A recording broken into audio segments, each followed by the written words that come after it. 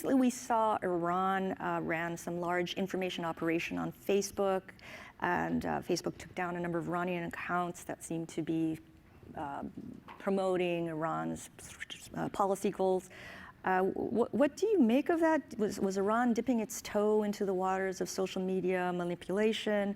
How does that fit into Iran's larger use of influence operations? Should we be worried about it at all or not? So Iran operates in the cyber world the same way they do in the physical world, which is via proxy. You know, they have their regional proxies.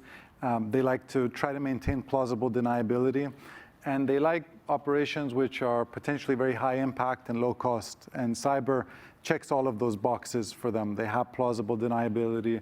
The folks who are their kind of cyber mercenaries aren't necessarily, you know, they work perhaps under the umbrella of the Iranian Revolutionary Guards, but in many cases they're private citizens who are not card-carrying believers of the Iranian revolution. And I think disinformation campaigns on Facebook, on social media, those are fairly cheap and potentially high impact. What we haven't seen is attacks on US infrastructure, things that people may have been anticipating in the aftermath of the Trump administration's pullout from the Iran deal.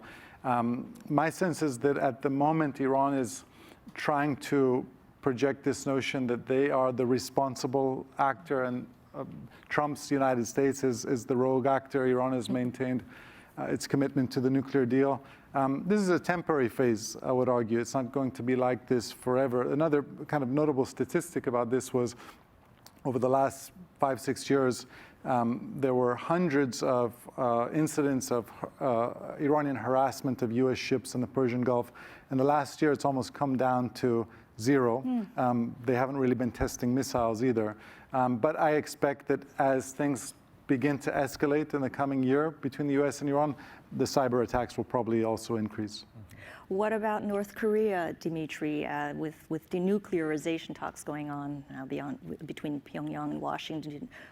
Do you think we'll similarly see a ratcheting down of its malicious activities against the U.S.? Well, there are a couple things that are very interesting about North Korea. One, I would actually argue that they're one of the most innovative cyber powers. So when you look at sort of history, they were one of the first nation states to actually use destructive attacks at scale. Back in 2009 against South Korean infrastructure, and then many other attacks that followed on wave after wave. And really, they've perfected the use of South Korea essentially as a testing ground for their cyber weapons and a free fire range, if you will. They also were one of the first ones to use influence operations against Sony. And I would argue that the US government at the time really underestimated the power of leaking of emails. They focused very much on the destruction of the network and not the fact that employees' data and emails were leaked out and terrorized the Sony employee base. And you could argue it's been a blueprint for some of the other doxing operations we've seen from other nation states afterwards. And of course, they engaged in traditional cybercrime operations, both breaking into banks and cryptocurrency exchanges in order to help fund their regime. So they're on the forefront of innovation in many of these areas, not necessarily technical capabilities, but in terms of how you use cyber to achieve national goals. But one of the more interesting things is that we actually have had deterrence, effective deterrence of North Korea so far in terms of targeting the U.S., with Sony being the one exception. They have not targeted the U.S. WannaCry was a kind of global attack that actually did not even have a much impact here in the United States, mostly in Europe and Russia, interestingly enough. But with regards to direct attacks on our infrastructure, even though they have the capabilities and they've demonstrated many times over in South Korea, they have not done it against us. It's an interesting question. I think that they have felt, at least until recently, that there was a possibility of kinetic retaliation against them, and they did not want to overtly attack the United States. In fact, even if you look at their activities in the last couple of decades in the kinetic space, yes, they've shelled South Korean islands, they've killed some South Koreans.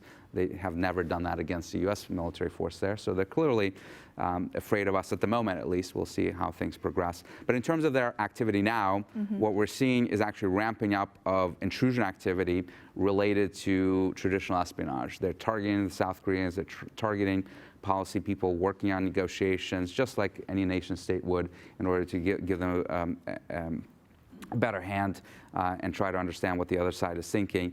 We're not seeing them at the moment engage in any destructive attacks, and we'll see how long it holds, but they're certainly on a charm offensive right now.